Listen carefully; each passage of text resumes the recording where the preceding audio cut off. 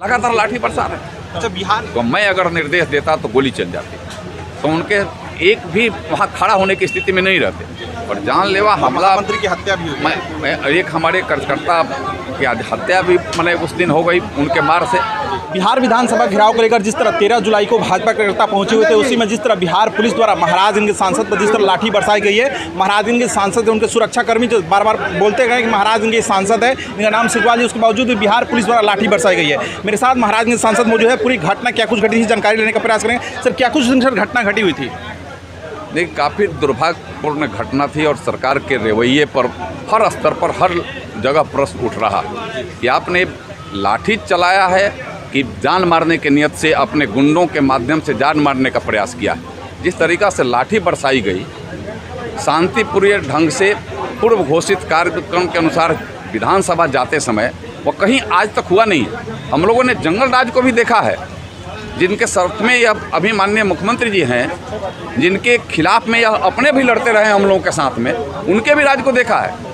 कभी धक्का मुक्की हुई, बात हुई, आवाज़ हुई, जाकर के थाने में बैठाया गया, उससे ज़्यादा हो तो जेल में डाला गया। इससे अलावा कभी कुछ नहीं होता था।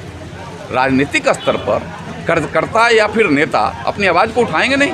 क्या बिहार की आवाज़ को दबा दिया जाएगा, बंद कर दिया जाएगा? आप उस आवाज़ को कुचल देना चाहते हैं? बिहार की जनता कतई माफ़ नहीं करेगी। उस लाठी चार्ज में जिस तरीक़ा से गुंडागर्दी करने का काम 13 तारीख को हुआ है, बिहार सरकार के देख रेख में, उनके दिशा निर्देशन में, वह इस राज्य की जनता कभी माफ़ नहीं करेगी। जो सत्ता में सरकार है वो ले कि भाजपा के लोगों द्वारा ईंट बरसाया गया, मिर्चा छिड़काया या तो कभी उनको तो दिखाना चाहिए कौन मिर्चा छिड़क रहा है, कहाँ ईंट बरस रहा है। न कहीं ईंट उनके पास तो सीसीटीवी कैमरे हर जगह लगाए गए हैं, तो उसको तो दिखाते थे एक बार। खाली कह देने से नहीं होता है, उसके लिए प्रूफ। और जो उन्होंने लाठी बरसाया है उसका तो प्रूफ है, हर जगह वायरल हो रहा है। आप उसको तो देखिए कैसे आप लाठी बरसाने का काम कर रहे हैं। लाठी प्रहार के पहले अगर नियम है, संहिता कानून है, अगर परिस्थिति भी बनती है तो उसके लिए बनाई गई है, कानून बनाई गई है। आप कभी एक बार प्रचार भी नहीं कर रहे थे, उद्घोषणा भी नहीं। के लोग कब तक अपनी मांग के लिए लाठी खाते रहेंगे? देखिए, अब ये सरकार के जाने के जो ताबुक है ना, उस ताबुक में एक बड़ा कील साबित होगा यह लाठी चार्जिंग का। उस जाने का एक रास्ता समझे कि उन्होंने स्वयं प्रशस्त कर दिया है। लाठी गोली की सरकार ना पहले चली है ना आज चलेगी। यह राज्य की जनता कभी लाठी गोली के दबाव में अपनी जबान को नहीं बंद होने दिया है। आपने पूर्व के भी कई एक अगर आप देखेंगे, उसका एग्जाम्पल लेंगे, चाहे इंदिरा गांधी जी के क्रूरता, चाहे इमरजेंसी, उस समय भी लोग लाठी गोली खा करके जेल जा कर के भी, लेकिन वह गलत का विरोध करने से नहीं रुके और जाना पड़ा इंदिरा जी को। पर सवाल ये निकल रहा है कि जब मुख्यमंत्री है तेजस्वी यादव, उनका कहा हम लोग साथ में, तो हम उसका बदला ले रहे हैं। प्रतिशोध के बाद प्रतिशोध से सरकार नहीं चलती कि हमने क्या किया नहीं किया, तो उस समय आपको जाना चाहिए कानून और जनता के बीच में। लेकिन आपके साथ में क्या हुआ था नहीं हुआ था वो उनको स्वयं पता है।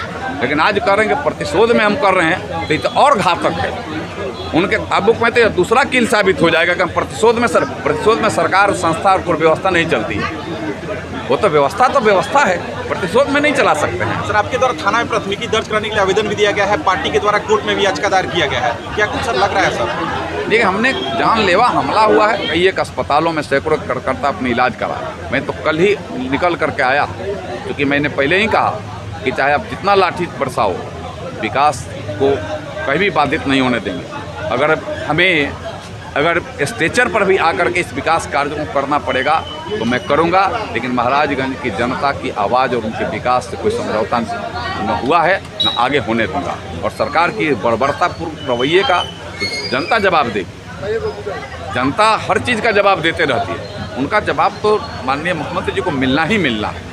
सर, आपके साथ 22 श्रेणी का सुरक्षा था, उसके बावजूद जिस तरह बिहार पुलिस द्वारा लाठी बरसाया गया, सुरक्षा पर भी सर? देखिए, नहीं, सुरक्षा पर मेरा कोई प्रश्न इसलिए नहीं है। आप देखते भी हैं हम लोगों के साथ जो सुरक्षा में चलते हैं, अत्याधुनिक हथियार उनके पास है, 700-800 गोलियां लेकर के चलते हैं। लेकिन तो तब फिर उन्हें गुंडों के साथ मेरे ऊपर भी प्रश्न उठता। मैंने कहा कि उनकी चाहे जितनी लाठी में दम हो, लाठी चलाओ, मैं जिंदा रहूंगा तब तक मैंने अपने सुरक्षा कर्मियों को कोई निर्देश नहीं दूंगा कि आप अपने ऊपर से कोई कार्रवाई करो। सहनशीलता के साथ इस राज्य की जनता की आवाज़ को उठाता हूं और आगे भी उठाते रहूंगा।